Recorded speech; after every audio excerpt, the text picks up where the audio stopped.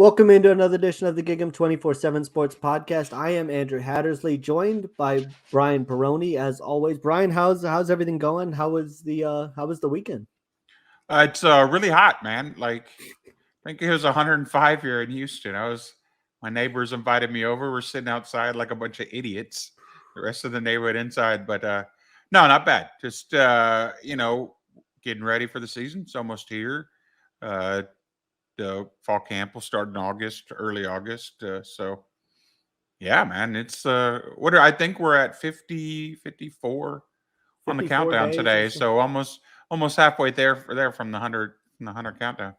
We talked about media days last week, and those are really right around the corner. The Big 12 media days will be this week, and you're right. I mean, just looking at the weather forecast, every day pretty much is in the triple digits, and you're kind of even looking for that little glimmer of hope of, oh great, there's a 1% chance of rain on the Oh weather app. yeah. That's I awesome. look at the hourly forecast every day. So, but at least A&M gets an 11 a.m. game to start the season. So, I mean, that'll it's be that'll be great. Like that'll yeah. be a whole lot of fun, and even gosh, I mean, but heck, it feels like it's still been like 95 degrees at 8 p.m. at night of late, and I know that. it's Yeah, just that's been what. crazy. And I was trying to go out to some training sessions last week, and it was well over 106, 105. Bad day. Had some car issues. Bad day to have car issues last week, and all that going on. So it feels like it's been nonstop, just heat. And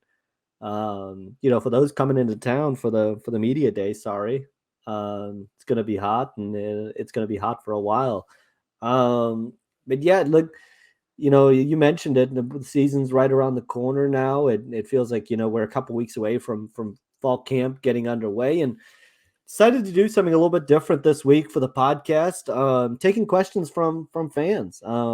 Big thank you to all those who submitted many serious questions. We got some funny ones and some joke ones, and we got a ton of questions to kind of dive into and answer what's kind of pressing on your mind, both on the team side and recruiting, um, and basketball as well. There was a question about basketball, so we're gonna get into those and I knew kind of A&M was a answering. basketball school, man. Getting Yeah, basketball yeah, big questions time in basketball July. school. Yeah. Refresh off that NIT run. Had some roster questions on that, and that staff's kind of busy. It's interesting. While there's a dead period going on in football, there's the live period going on in basketball. So they've been all over the place, and this is coaches' times of the year to sit courtside and get out and see a bunch of guys. Buzz Williams was on the road yesterday, so yeah, it's a basketball school now, didn't you know, Brian? And it's baseball I too. yeah. That definitely, yeah, baseball schools. So maybe even softball Softball, yeah. and women's basketball with the new coaches. I guess we'll see. Yeah, guess we'll see. We didn't get any questions on those. I'm interested, but we did get a lot of football questions, um, and starting with one about Connor Weigman, who obviously um, headlined this historic class that A&M signed during the 2022 cycle, and was an early enrollee for A&M. First one right off the bat, are the positive comments about Weigman this past spring just standard praise for a freshman who's doing relatively well, or is there actually a good chance he starts sooner or later this year? Brian, you want to lead? I know you saw him quite a Yeah. bit, and I'll kind of go off what you said. All right. So, no, I mean, every freshman is going to be raved about, but no, this is like, I think we both have talked to people who behind the scenes have, maybe talked to the staff or, heard Jimbo's thoughts, that they absolutely love Connor Wickman. Now, yeah, they're always going to be relatively high on kids, especially a 5-star QB, but they love Wakeman. And I think we're hearing some praise behind the scenes that we haven't heard in the past. Sometimes you hear the opposite. You hear, yeah, we're a little concerned about whatever, this and this and this, but no, they love Wigman. Now, the second part of the question, is he going to start eventually this year? I do not see them starting a true freshman in the Sam Houston game. I don't see them trotting that out. So, well, I think if Wigman were to start at some point, it would mean likely that somebody lost their job, an injury or a lost job. And that's not ideal for A&M. So I would say no. Him starting this year, I would say no because you do have the two veterans ahead of him, but it's not completely out of the question. And if there are quarterback struggles like there were last year with Calzada, but so I mean, it's weird to say, yeah, the hype I think is legit, but no, you're likely not a shot of starting. But I think that's where we are. Yeah, for me, it's the praise kind of matches up with what he showed in high school. I feel like you know, when we look at this time last summer, A&M had him come camp with a lot of their top receiver targets to kind of show off his arm talent, what he could do, and A&M really tried to kind of showcase him. And so, it's no secret that A&M had him as the top rated quarterback coming out of high school. It's why they didn't show any interest in Quinn Ewers, because they thought that highly of Connor Weigman and believed they kind of had their guy and had their top player in the class. Yeah, to the second part of the question, for me, I'm kind of the same as you. I think as long as if he were to start, it would be because of injury or something kind of forces it. But I don't think it's out of the question that he's going to probably be the guy that sees time during mop up duty during games against maybe Sam Houston and some of those non-conference games. And when you've got Haynes King and Max Johnson there, I think the preference would probably be to stick with those two guys and give Wigman a year to develop and get settled into college. That doesn't mean he's not kind of meeting all the expectations and hopes that they had. It's just like you said, I'm not sure they really want a true freshman starter rolling out there against Alabama or late in the year having a big game against LSU and Florida. So I think they'd rather have that experience with Max Johnson, and that was what was so appealing about him was he does have experience playing in the SEC. But make no mistake, the expectations and the excitement around Connor Wigman in that building is very, very high from all the feedback that we've heard. I'm gonna put you on the spot real quick. One Yeah, that's not on the list. So who's the starter? you Who know, trots out? Who trots out? Opening game takes the first snap against Sam Houston. for me, I think they lean towards Max Johnson. I don't get me wrong, I think it's really close. I don't think either guy really separated themselves during the spring game and during the spring. I think it's still pretty close, but for me, I think just Max Johnson seems to take care of the ball a little better and has experience. He obviously is coming off a pretty solid year with LSU last year. It has a ton of experience playing, and so I would give the edge to him. I know Haynes King obviously does have the mobility factor, and I think can certainly run the offense as well. And I think Jimbo Fisher thinks he can win with both guys, Oh yeah. but I would give the edge to Max Johnson. Are you sticking with me, or are you rolling the Max? Are you rolling the Haynes King No, side? I would say Max Johnson. Before spring ball, I would have said I would have leaned more towards Haynes King. I mean, it's a coin flip, but if I had to pick one, it would have been Haynes King before the spring. But I think Max Johnson. Everybody struggled in the spring game, so I'm not. And we told people then the spring game is going to be meaningless, but we Right. saw them all. We saw how they interacted. Yeah, I just think Max Johnson's his experience actually starting games and playing games is going to help him. But I wouldn't be shocked if either one. But yeah, I'd go with Max Johnson. And I know there has been the point made on the message board, and I think this is important to note. Jimbo Fisher is not going to make a decision based on the quarterback, based on who would transfer out or transfer decisions or anything like that.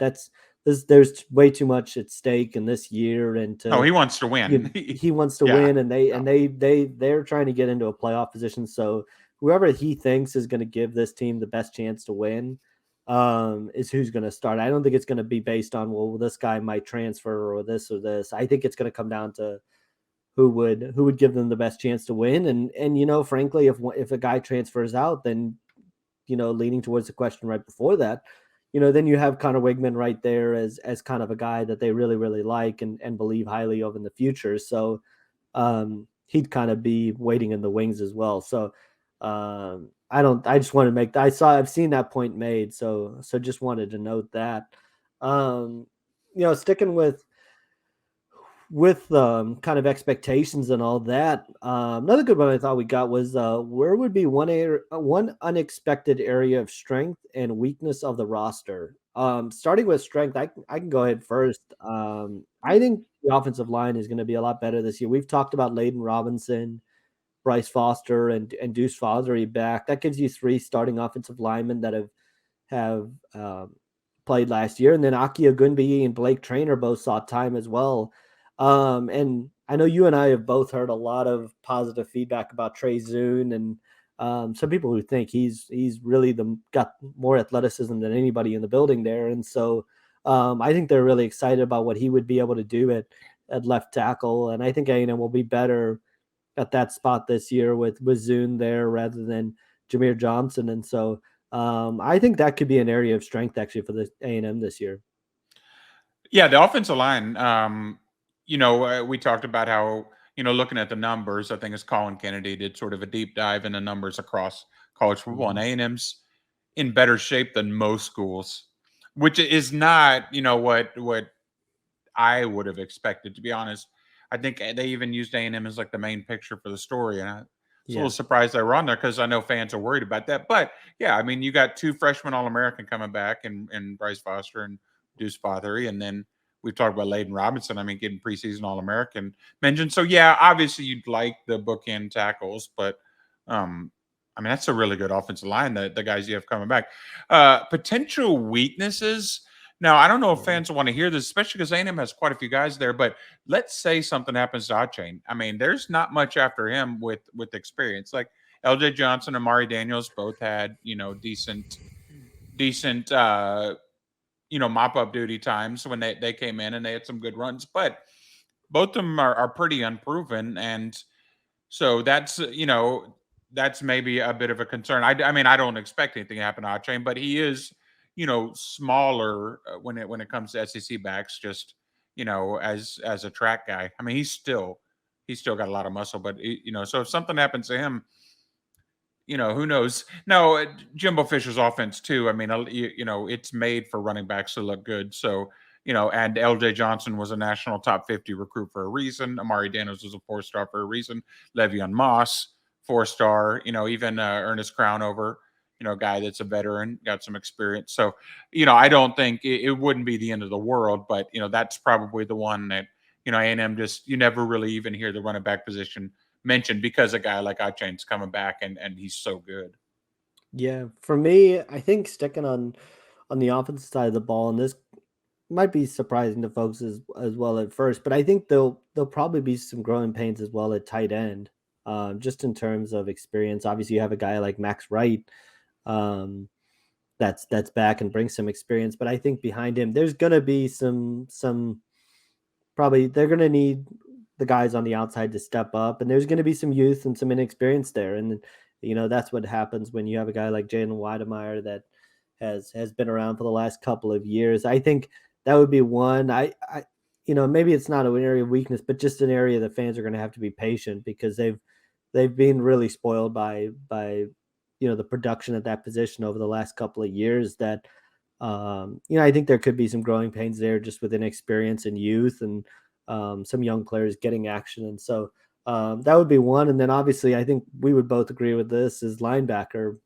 Just in terms of the depth at linebacker. And yeah, there just aren't many guys there. There just not many bodies. Yeah, they really need to stay healthy at linebacker, and those would be kind of the two positions I would kind of watch. I think they'll still be fine at tight end, but maybe just not the focal point of the offense that it has been maybe in the past. And so those would maybe be my two areas to kind of watch.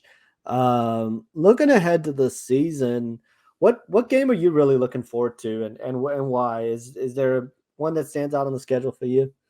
I mean, it's easy to really. I mean, Alabama obviously, but I'm not going to count that. Yeah. Then I would just say that the two in a row in mid to late September, Miami is really good. Like Tyler Van Dyke. I think I mentioned him every podcast. Somehow he comes up. The quarterback Tyler Van Dyke is potentially a first rounder, and most. Not even A&M, not just A&M fans, most college football fans couldn't even tell you his name. He's like just there.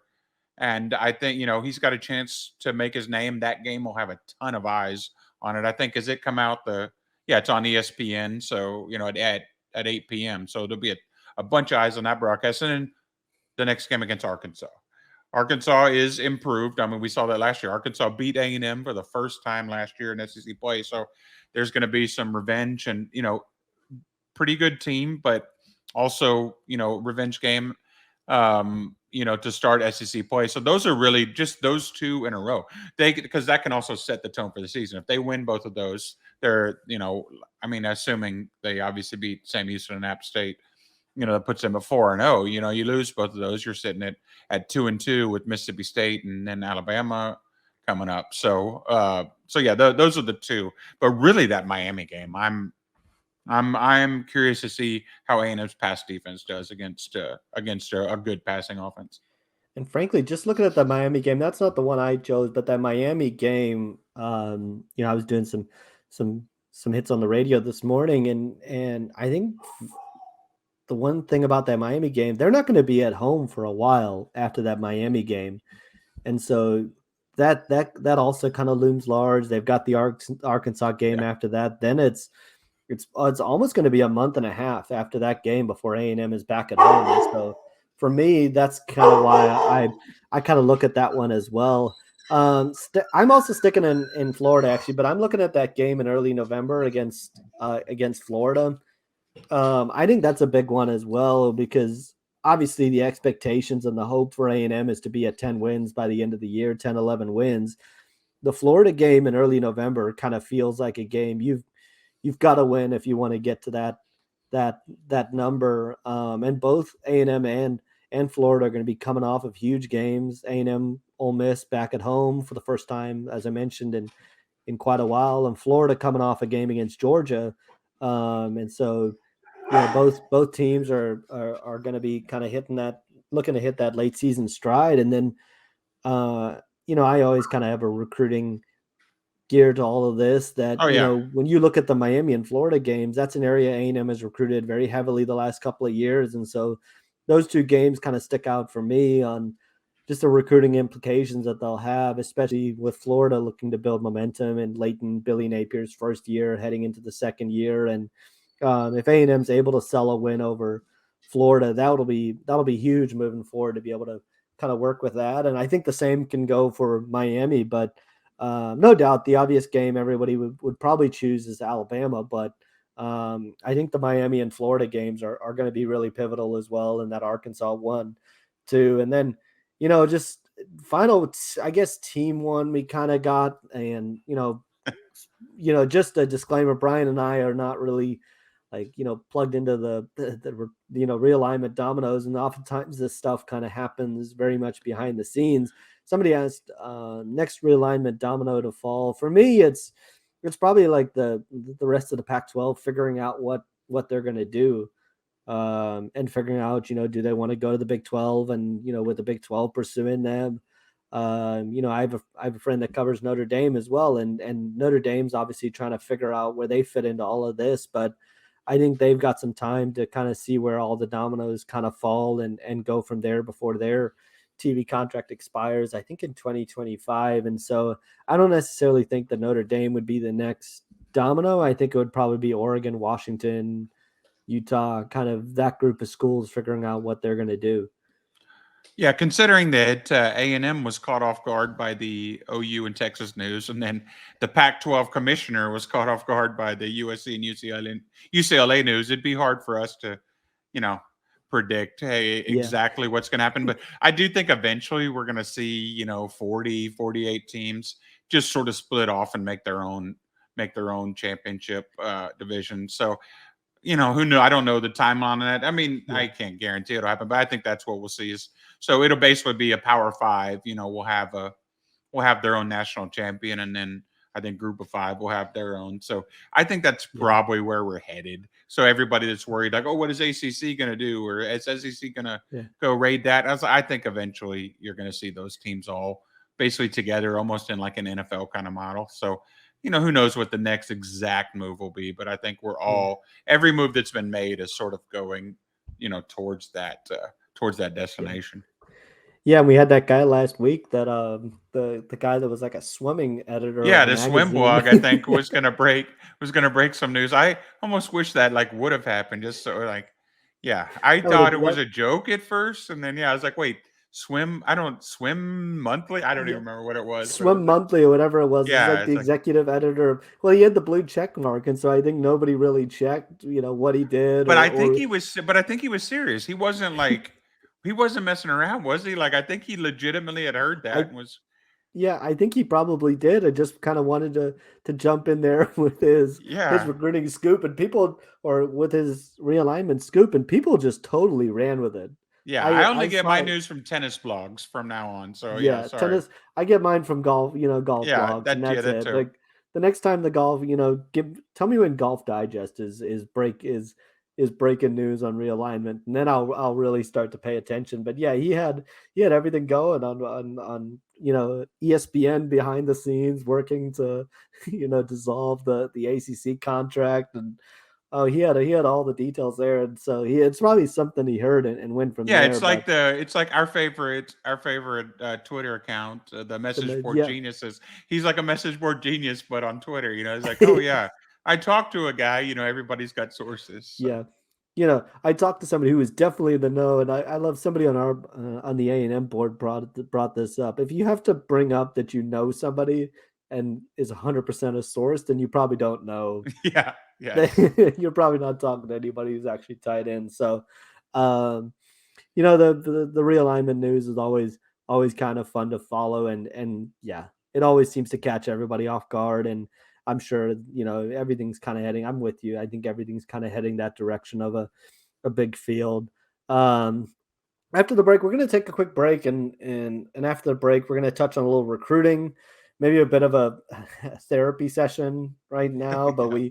we did get some good questions on focusing on the A&M 2023 class and where they kind of go from there heading into the middle part of July. So we'll be back right after a quick break to talk a little A&M recruiting and where they kind of go.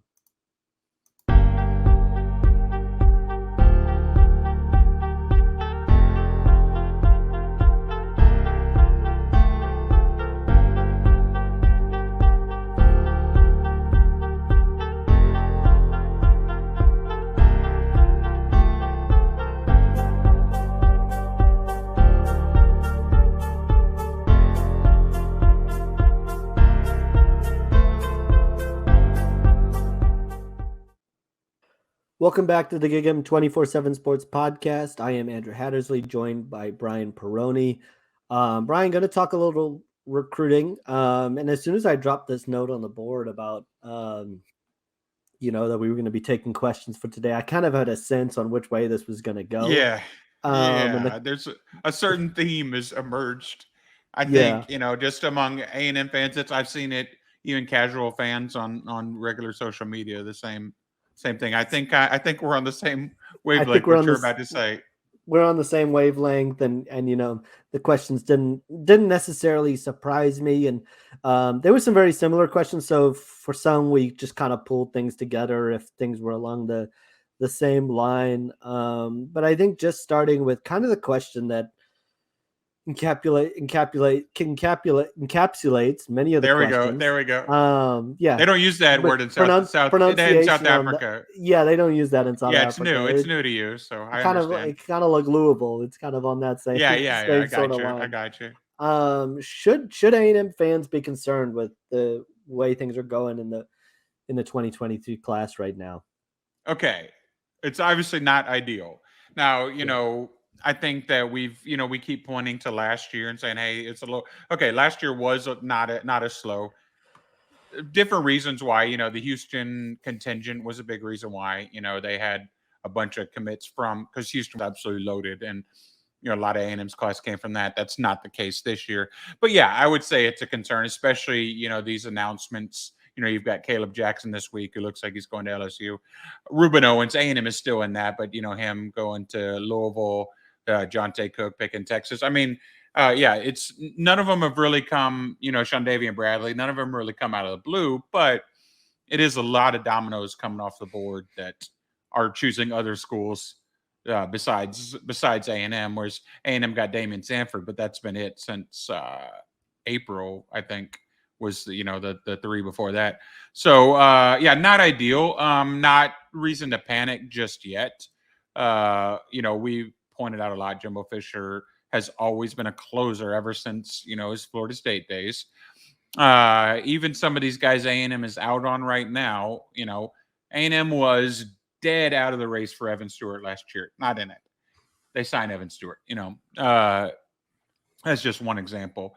Walter Nolan wasn't even on the radar until the pool party. He had never been to A&M. Then all of a sudden became A&M's most frequent visitor, was there every weekend. So, I think you will see A&M start to get the momentum with a few guys, and we'll talk in a minute about guys they do have momentum with. But yeah, it's not ideal, and I think A&M needs to figure out, hey, what are these other schools using against us? How can we counter that? Because yeah, I do think A&M is going to close with a top 10 class, but I also understand fans' frustrations right now and say yeah, it's not ideal. Yeah, for me, I'm kind of along the same lines as you. I think there was a good point on the board. Is the end of August kind of a time to, if things haven't kind of improved by the end of August, I think then you can start to get a little more concerned. But there's still a long way to go until December. But I think there's certainly reason to be a little bit frustrated right now, especially with the way things have gone the past couple of weeks. And I'm sure there's some frustration inside of the A&M building with some top targets going elsewhere and that. But I think A&M is still kind of in the mix for quite a few guys, and is gonna, they've shown a history of closing well, especially during the fall. And to your point, another name, to keep in mind is Denver Harris. At this point last year, A&M kind of looked like they were maybe on the outside looking in with Denver Harris, and then the fall kind of came and they kind of closed in strong for him. And so I can certainly understand a little bit of the concern, especially with the buzz that other schools are kind of generating right now. LSU's generated a little bit of momentum on the recruiting trail. Texas has generated a little bit of buzz on the recruiting trail as well. And I think that's the other thing, whenever people talk about the 2022 class and kind of how it all came together, at this time last year, LSU was really struggling. Texas was struggling as well. And some of the South Florida schools weren't recruiting, with Mario Cristobal at Miami now and Billy Napier at Florida. A&M kind of capitalized on a down year for a lot of programs and was able to build some momentum during the summer.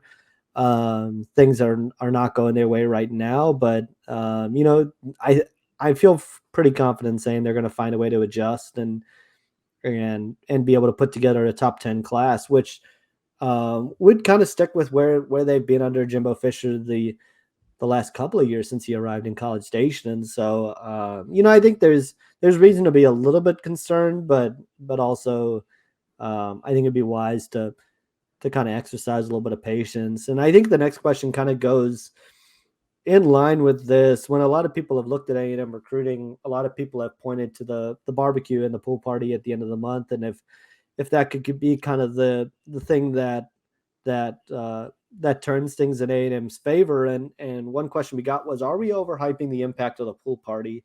I feel like the entire Ag message board fan base expects this to be a big turning point in our recruiting. Where do you kind of stand on that, Brian, and that pool party coming up at the end of the month? So okay, I'm trying to think of last year. I know Bryce Anderson was committed not long after that. So that was a big turning point with him. And obviously, that was the first time you got Walter Nolan in town. Jacoby Matthews made the trip there instead of to LSU. But I don't believe I don't think this is revisionist history. I don't believe that it was a huge windfall of commitments coming out of that weekend. So I would caution that hey, if it is a turning point, it may not all of a sudden, A&M may not double the size of its commitment list. But the pool party last year definitely gave A&M momentum with a ton of players. So I fans probably are overhyping it a little bit, like, oh, just get them in town for the pool party and they're going to commit, or they're going to be, leave as A&M as the leader. But it is, it does it's a smaller, intimate event. It's a time where they can really see the coaches and hang out with each other. I think that's another big thing is, you get these guys in a room and they talk about playing with each other, like, oh, it'd be cool if we end up here kind of deal. So it is a big it should be a big, momentum builder for A&M. But once again, I would caution that just like last year, the success isn't, hey, if all these kids, jump on board right afterwards, because it's just building for that class in December or even January. I think the telltale of that weekend being successful is a lot of guys came out of that weekend. Walter Nolan was one, Shamar Stewart was another, I believe Jacoby Matthews was another as well. Talked about return visits and okay, Yeah. coming off this pool party, this was a blast. I want to come back and see more. And I think that's when you look at momentum or being able to kind of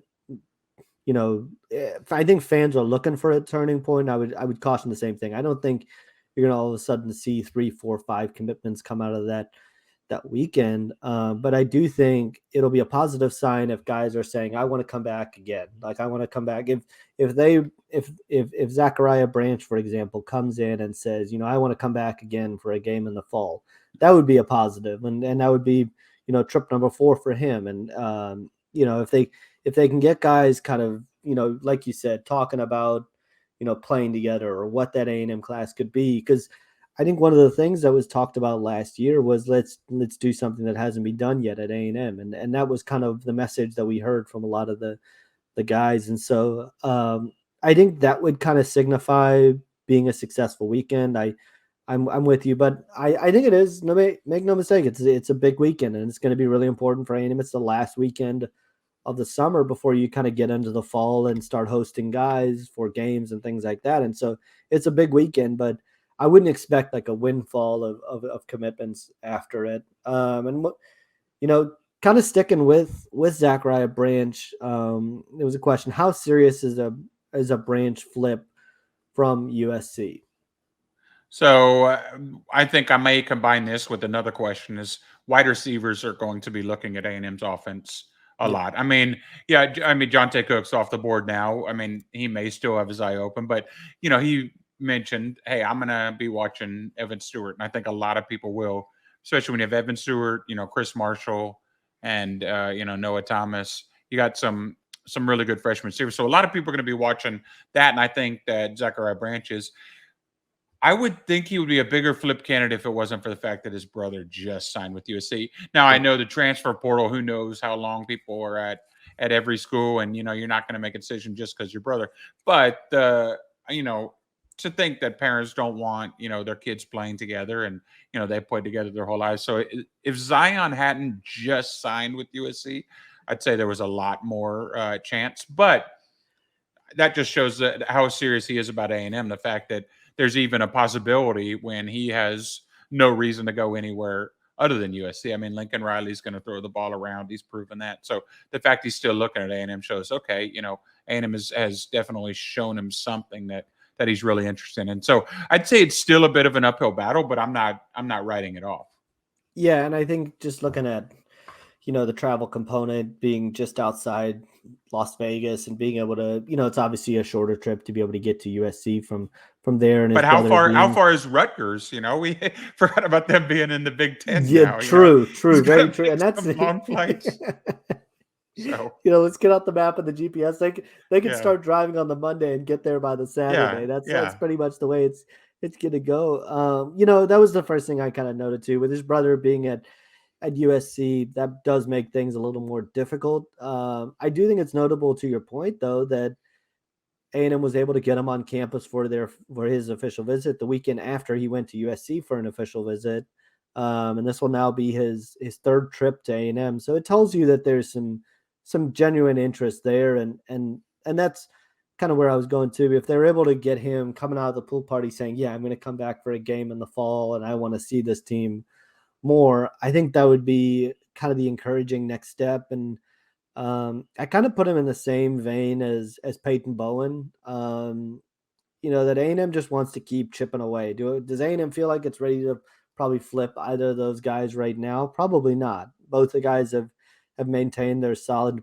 Peyton Bowen to Notre Dame and Zachariah Branch to USC, but A&M just wants to keep chipping away, keep getting them on campus, and hope that they can kind of close strong in the fall with maybe an in-home visit or getting him back after the season or something along those lines. So I think that's really where A&M is right now. It's a good sign to be in the running and continue getting him back to campus. And I think A&M just kind of wants to keep chipping away. And to the wide receiver point, I do think a lot of guys have kind of mentioned, I want to see what A&M looks like this year. And A&M has really sold the presence of Evan Stewart and what they believe that the passing game will be with Evan Stewart in the fold. And so I think if they are able to get him the ball, that'll be a tremendous selling point to receivers to be able to not put it to bed, all the questions about receiver play and all that. But I think it really takes one guy for you to be able to sell for that narrative to start to shift a little bit. A&M just hasn't been able to do that yet. And so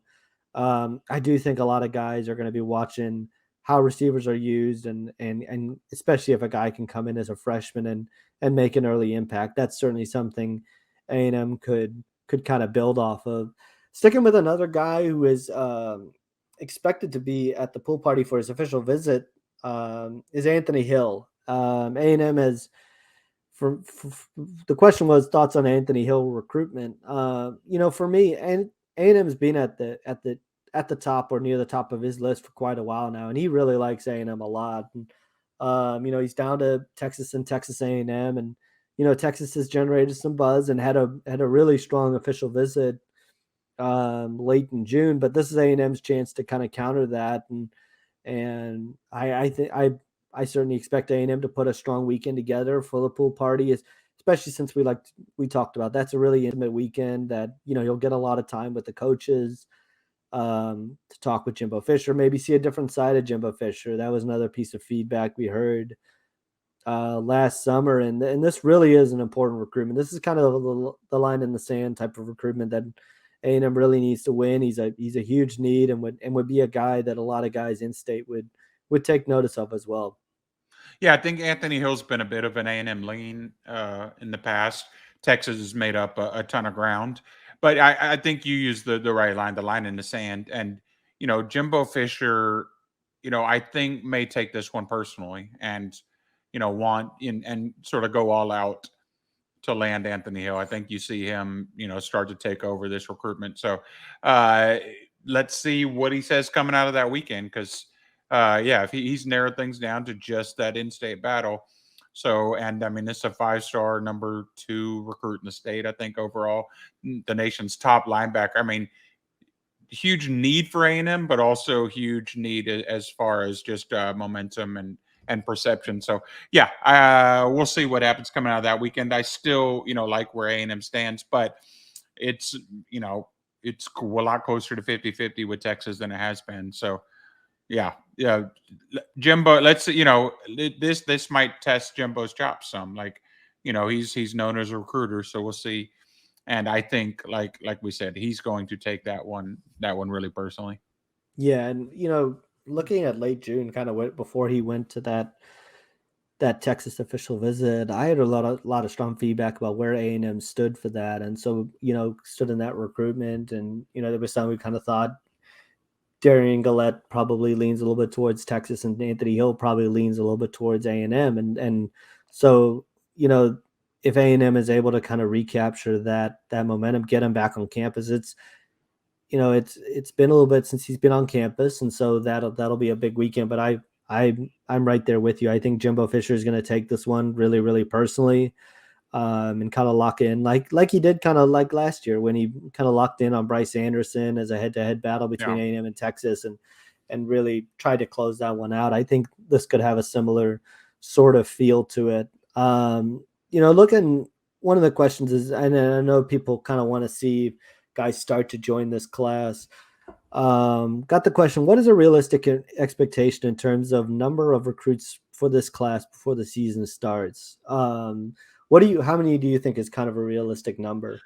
Okay, so there's 5 right now, and that's the reason people talk about A&M's ranked. Now there are 5 good ones, and one of them's a punter, so he's not going to be ranked incredibly high. But there's 5 commits. That's a low number, but that, like I said, that's the reason why A&M's down in the 50s, and A&M's not going to finish in the 50s. Most of their targets are really, once again, I mean, it seems like a broken record, but it's what we say every year. Most of their targets are waiting until close to signing day. So I really don't know, like, the exact the exact number, but I would say, let's say there's July, August, probably, 3 or 4 more guys before the season, I'd say, and then maybe some early in the season. I'm going to combine this question, I guess, with somebody else who were, the next 3 commits. Yeah. And you and I may have some of the same answers. Okay, here's the deal. Austin Novosad does not know what he's going to do yet. He's given A&M every chance, though, to sort of make up some ground. He's from an Aggie family.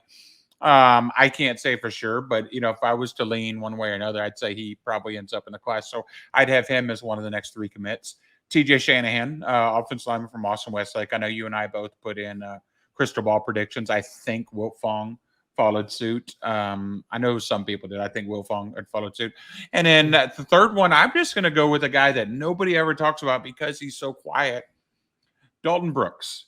Dalton Brooks, his cousin is at Texas, running back Jonathan Brooks from Hallettsville, but he really likes A&M. A&M's recruiting him as a safety. I think they love him, and I think he made a sort of unofficial, sort of under the radar trip. Not under the radar where we didn't know about it, but under the radar because he doesn't do many interviews, if any. Yeah. So there wasn't a lot of buzz coming out of it. So I would say those 3 would probably be, would be my guesses for the next 3, and they all could be in the fold, potentially before the season starts.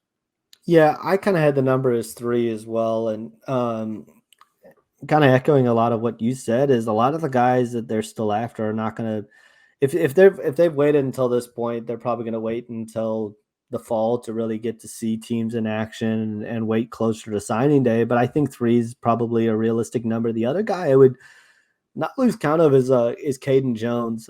He confirmed he's coming in for the pool party as well at the end of the month, and that'll be his second trip to Texas A&M this summer.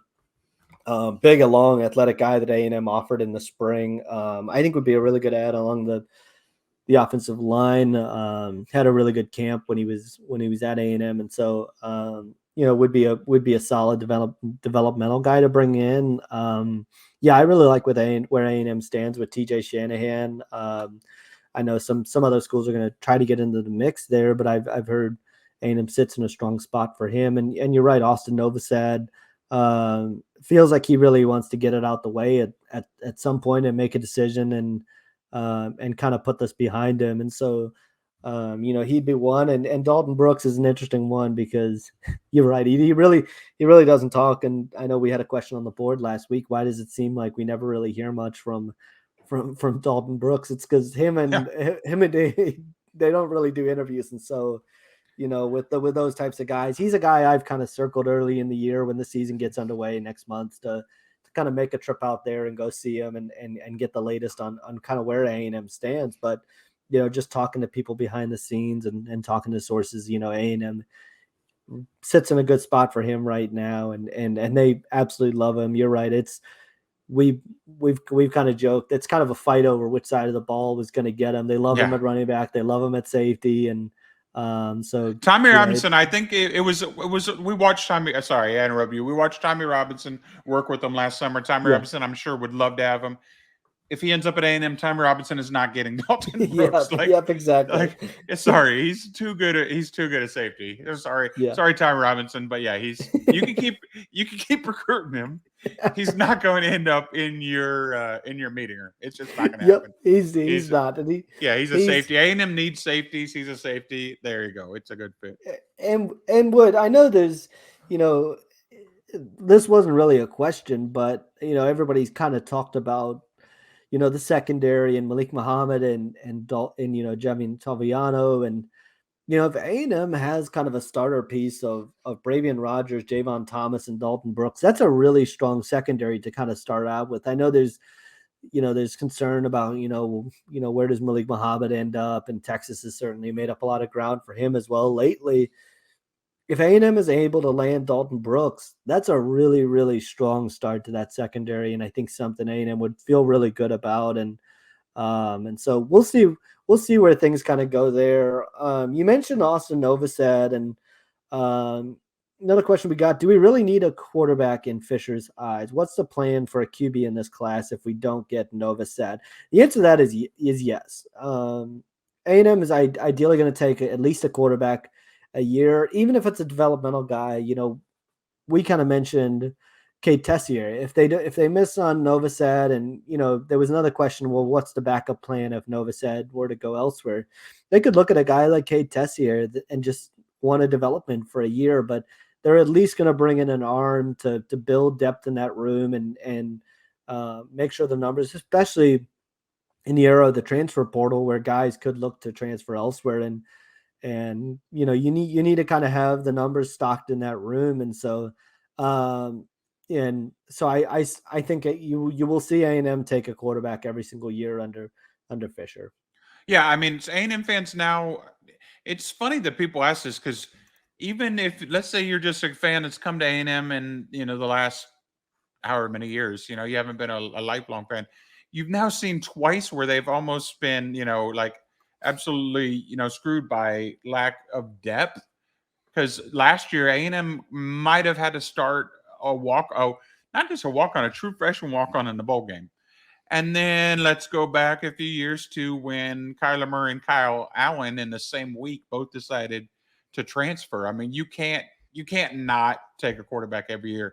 It just, you need them for depth if nothing else, but you also just never know what's going to happen, especially in sort of the wild west of transferring these days. So A&M will take a quarterback.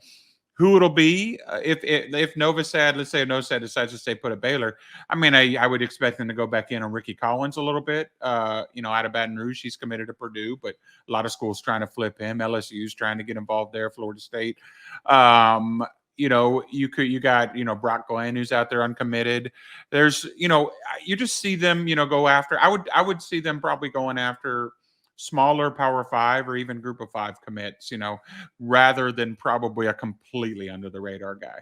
So that would be my guess. And who would be? I mean, who knows? I think not sure A&M knows, but they did like Ricky Collins enough to offer at one point. He was at camp last summer, so he's just one that if I think immediately jumps to mind. But there are several guys like him out there. Yeah, I think to your point, there's still some good options out there you could really turn to, and even a guy like I don't know if they would end up pushing for him, but just talking to some people in the state, Jake Strong's another guy I'm a big fan of, and he came to a camp last summer, committed to Texas Tech right now, and has been for a while. But Jimbo Fisher had a lot of praise for him about his ball placement and accuracy and things like that, and talking to some people, who kind of put him and said, I think he could be a guy not in the the Austin Novosad category, but right behind him and kind of that next layer. And there's a lot of people that are big fans of what he can do leadership wise and all that. And so that's a guy that I don't know if they would target him, but I think he'd be a strong developmental guy, and he's obviously got some good relationships with Tech, being committed there now for quite a while. But could be an intriguing in-state guy to look at. They could, I don't know if they circle back on Marcel Reed and see if there's any interest there. He's committed to Ole Miss right now. Ricky Collins is obviously another one as well.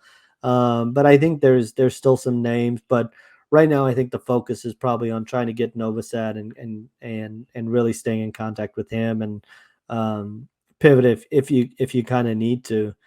And another one, just sticking on kind of projecting ahead to the end of this year, realistic options to land on the offensive line and defensive line. I think we've kind of touched on a couple of them, but TJ Shanahan, Caden Jones, Chase Besantis, kind of are the names that stick out on the offensive line. And Xavier McLeod's a guy that they brought in this summer for a visit. Jaquavius Russell is a guy that's made a couple visits. That's obviously going to be tough to get him out of Alabama, but has shown interest in A&M, and A&M is going to continue to push for him. And Braylon Shelby's expected to be at the pool party later this month. This kind of ties in with the other question about where does A&M kind of look after Shendavian Bradley committing to Tennessee over the weekend. Those are just a couple of names that kind of stick out for me on where they could look. Yeah, and then if we're talking about edge, Braylon Shelby's the guy. But I mean, we've I've talked about on the board. LT Overton is a guy that's playing edge, at A&M. Then you got Eni White from last year. Now, it's not a typical guy like Donnell Harris or Zion Harris. It's not a guy that's just incredibly cat quick, but it's somebody that's really good. Sort of like Tyree Johnson. So does A&M need? They would prefer a guy that's a pure edge, but I don't think they necessarily need it. But yeah, Braylon Shelby would be the one to watch there, see what happens with him, if he shows up at the pool party, because I think he really likes Texas. So if he shows up at the pool party, I mean, it's a chance for A&M to cut away or chip away at that. Talking about defensive line in general, I mean, David Hicks, you still got out there. He's still quite high. It'll be interesting. I mean, maybe A&M tries to get back in on Jordan Renaud out of Tyler Legacy. I could see them doing that because they really liked him at one point. Johnny Bowens, do they still recruit him? I think they at least, kick the tires there and see what happens. So, and you mentioned a whole bunch of other guys. So, on offensive and defensive line. So, I think both of them.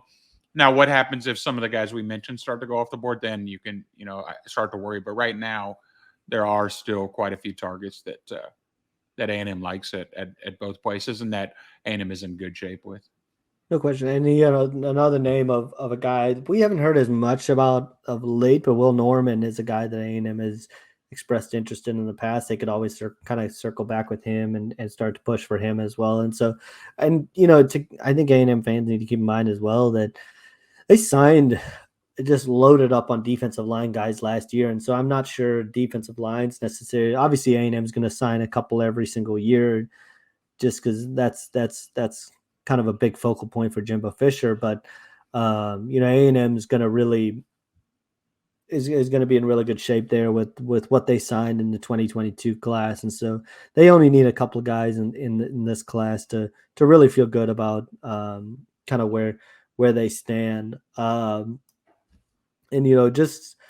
looking through the rest of the question, well, there was one on will there be a surprise recruit that we get that we do not expect to get like last year. I mean, there's some guys of under the radar. Eli Ricks was a guy that included A&M in his top 10, and Alabama certainly generated a lot of buzz for him. There's not been a lot of talk about him. Could A&M potentially get him on campus during the fall and start to make a little bit of a move for him? Potentially, he hasn't been to campus yet, and so that's kind of a name for me that sticks out if there were to be a surprise recruit. But other than that, I think for the most part, there isn't necessarily a name that's looming there. Yeah, I mean, well, surprise. Come on, people. You got to remember the definition of surprise. How are we supposed to predict? I mean, probably, yeah, there will be people in the class that we're not talking about right now. Will someone be highly rated? Yeah. So yeah, there will be, but who knows? Who knows who it'll be? I mean, it'll be interesting to see if, like I said, a 5-star, just randomly number 2 player in the country that just shows up. Who is the number 2 player? Who's after Arch Manning? Let's see. Maybe they could get the number 2 player again. So, but yeah, I mean, then it wouldn't be a surprise. So yeah, I think we do a pretty good job. People keeping people up to date on who A&M's in on. And the number 2 player, Malachi Nelson, a QB quarterback out of that could be the next domino. Okay, USC. So yeah, you heard it here. You heard it here first. Malachi Nelson. No, please don't go and spread rumors. Yeah, right. Malachi Nelson is going to A&M. But no, yeah, I think you will see guys that they're working behind the scenes on that they've done. Sort of almost like Zechariah Branch. That sort of came out of nowhere that he was gonna he was gonna take that visit. So there's gonna be others like that for sure. No doubt. And like you said, it'll be a surprise. So we'll see. It'll be one of those things if guys end up showing up at the pool party and all that. But I think we've pretty much covered a lot of ground on the recruiting. Hopefully this has kind of been informative for everybody. And I would just say patience still. Let's see how things stand at the end of the summer, and we'll kind of go with there. And thanks to everybody who submitted a question. We got a ton of them. We could have gone probably for another hour on to finish out the questions, and we'll certainly mix in some of these maybe next week when we on our next podcast and do another mailbag section during the second half of the podcast. One note on the basketball front, I did check. Somebody asked on what the scholarship situation is for A&M. Talked to a source on that last night. Told me A&M's roster is complete and set for the upcoming season, and so I've kind of mentioned on the board that I don't, they haven't released the roster yet, but A&M at this point feels like their roster is set and good to go. And so, um, I'll have something coming in the next couple of days on just where A&M stands there. But no need to clear out. They're not 3 spots over at this point. I was told they are set to go on that front. So with that, we're going to go ahead and sign off. Ran close to an hour today. Thanks to everybody again for joining. If you like the podcast, be sure to hit subscribe on YouTube and follow us on Apple, on iTunes and Spotify. Make sure to give us a 5-star review there as well, and follow that to get the latest on every time a new podcast drops. And we'll look ahead next week. We'll be looking ahead to SEC Media Days at that point. SEC Media Days are right around the corner. And we'll touch on a few more questions that we didn't get to this afternoon. And so with that, thanks again to everybody for their questions and listening. And we'll be back next week.